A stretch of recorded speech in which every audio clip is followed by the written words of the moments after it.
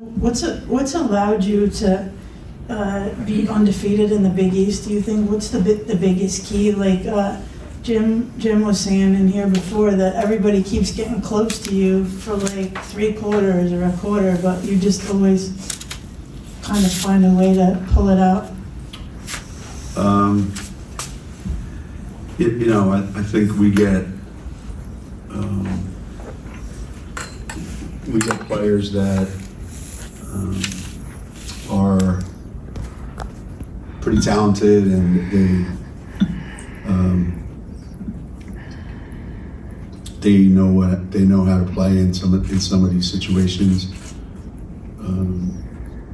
It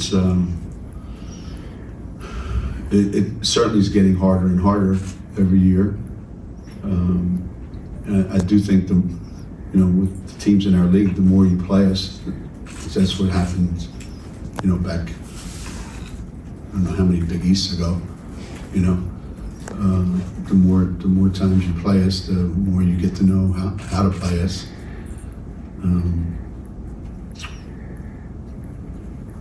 I just think we have a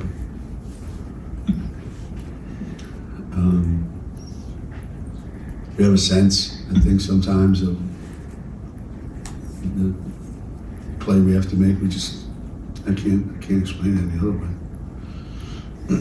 Geno, it seems like every time we talk to you, it's another milestone. 30 regular season conference championships now, 11 straight, and of course you passed Coach K today. How do you think about those as they're happening, with obviously bigger goals ahead of you?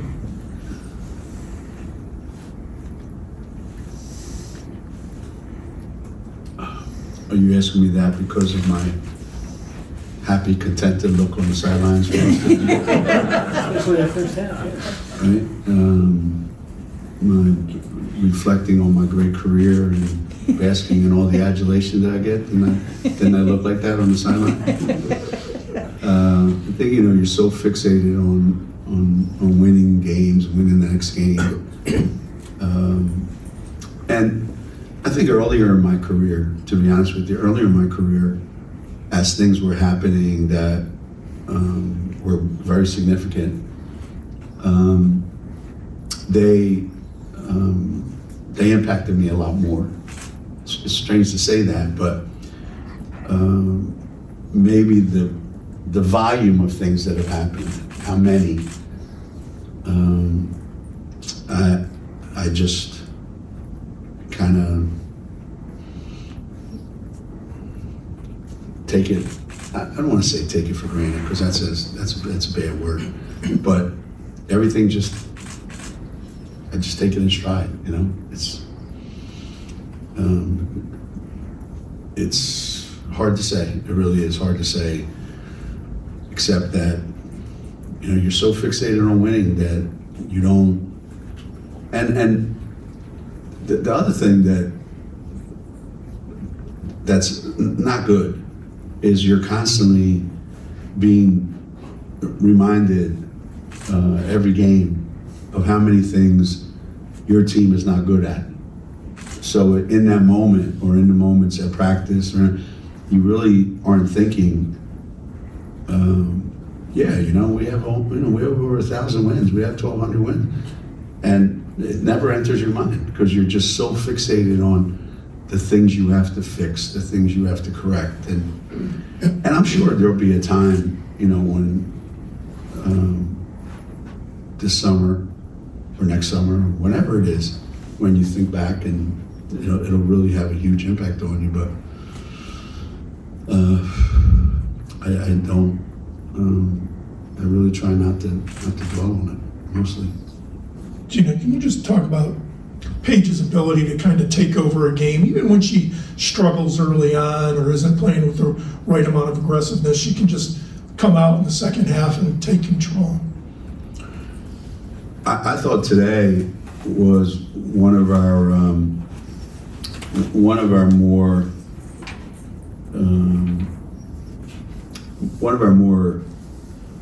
gratifying wins, I think. I felt like after yesterday's practice, I could tell that we looked a little bit drained. We looked tired. We looked mentally and physically tired. And this is what happens at this time of the year. If you remember last year, the Marquette game, the St. John's game, where you just run out of juice there for a while, and you got to regroup. And that first half was a real slog. It was really, really, really difficult to get anything going. And it was everybody on our team. It wasn't like one individual, and you could feel it, just like a cloud hanging over us. So maybe halftime came at the right time, and we get out in the second half, and I think Paige maybe got her second wind and was able to get some space. We changed up things a little bit and spread the floor a little bit more. And once we did that, there were more spaces for us to, teams are in our league, teams everywhere, they do a pretty good job of just packing in the lane and saying, beat us with jump shots. And so we got to figure out a way to get them out of there. And Paige, she controls the game just by being out on the floor. And sometimes, she gets tired of being held. She gets tired of, how hard it is, to get open. It's just really, really difficult. The second half, we were able to get her open more. And she doesn't need a lot of room. And she's not quite 100%, she's not been right for about a week or 10 days maybe. So this week coming up, where we have all full week from games, it's coming at the perfect time for us. Speaking of in the lane, that was one of the most physical defenses Aaliyah has seen in the past, probably since South Carolina the past week. How do you think she handled that? I think early on there was a lot of there was a lot of activity in the lane. There was a lot of contact. There was a lot going on, and sometimes you get confused as to, all right, what are they letting us do? What are they not letting us do? But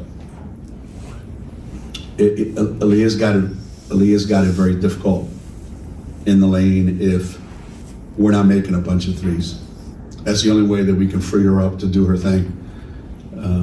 So when we did that in the second half, it just opened things up for her, and her jump shots have opened things up for her as well. I thought even with the foul situation, I thought she had a great game, but she needs more help, She needs more help, for sure. Geno, what's been key to Aaliyah's development overall throughout her career with you, and even this season? She seems to have kind of reached another level, say around New Year's, and she's getting a lot done. She's also coming up on potentially 1,000 rebounds, and not many of your players have done that. There's some pretty big names on that list, obviously. Yeah. Well, that's the one plus of being the only big guy out on the floor for 40 minutes, right? There ain't a whole lot of the guys that are beating you out for rebounds, but you still have to go get them. And I think her work ethic, we talked about this. Her freshman year her work ethic was through the roof. She came off the bench and changed the game. And her sophomore year, she'd be the first to admit it was a real, real, real struggle for her coming off the Olympics, And last year, I think she started to find something. She found something, and except for the month of February, she was at a real high All-American level. And it's just carried over to this season, how hard she's worked in the gym, how much time she spent, and I think she's really locked in. We practiced, the day before yesterday, and I hadn't seen her that locked in a long time. I mean, she's locked in, but she was really locked in. So I think mentally she's in a different place, and I think you have to add something every year to your game, and the jump shots now are the latest thing to add. Geno, Paige has played about as many games as she's had in a season through in college or in high school. How would you compare freshman Paige to senior Paige, where she is now during the season, And how do you try to, you mentioned her being drained, how do you try to get her through these next, however, 9, 10, 12 games, however many are left, that she's playing at a peak level? I think the same goes for Paige that goes for Aaliyah. You have to rely on getting some help. I think freshman year Paige, Liv and Kristen and Avina, they're juniors at the time, and they contributed a lot. So Paige was an unknown product at the time. How good she's going to be in college. So she just took everything by storm because she was able to, play off of those guys. And it's gotten harder and harder for her every year since, with the injuries and with the way people play her. I've said this. I guess she's probably the most misofficiated great player in America today, in terms of getting the benefit of the doubt sometimes.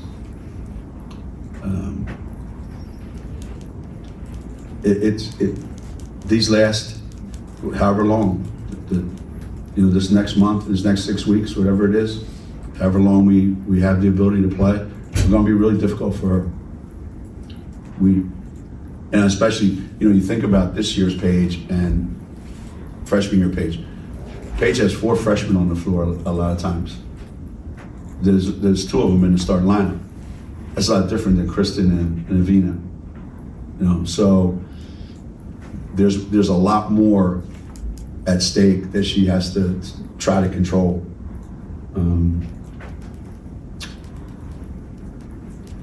She's a better player now than she was then.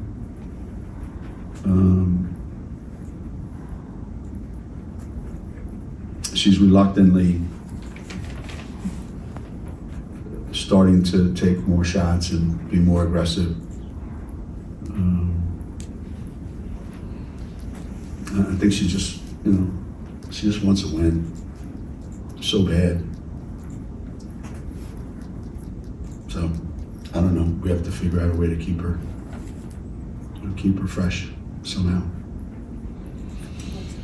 Geno, when you're talking about the freshmen on the floor alongside Paige and having to rely more on them and the grind of February, how have you tried to make sure that those young players stay fresh and engaged and not too high, not too low sort of thing?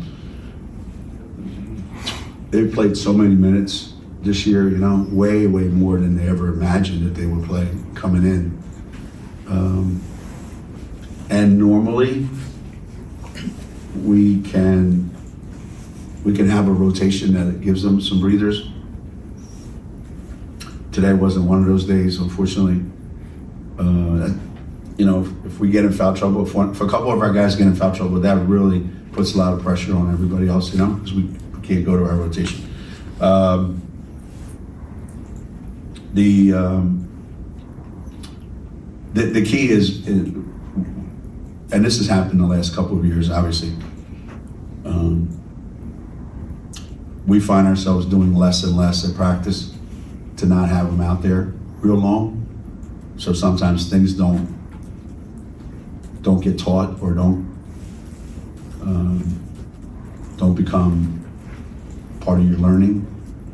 So that's a downside of having to rest people. But I think KK and Ash, given the situations they were thrown into, they've been lifesavers. I don't know where we'd be, without those two.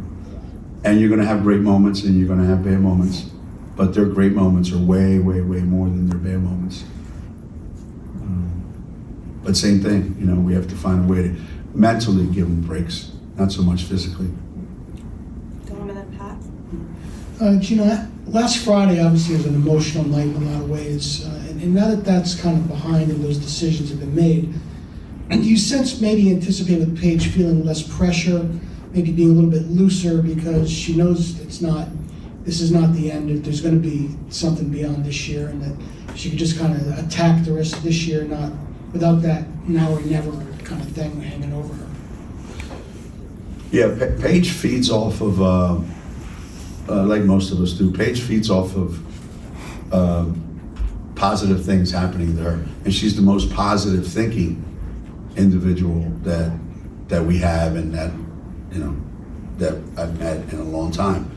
So she always thinks the absolute best of herself, of her teammates, everybody. And I do think she struggled with publicly announcing that she was coming. And I'm like you. I would hope that getting that off off your plate now allows you to just go and play. The only problem is for the last 2 weeks, I think she's been in a little bit of a shooting slump.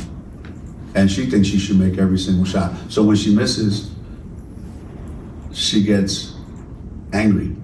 Like, you're not allowed to miss. And then I get mad at her, and then she gets mad at me for getting mad at her. So she's such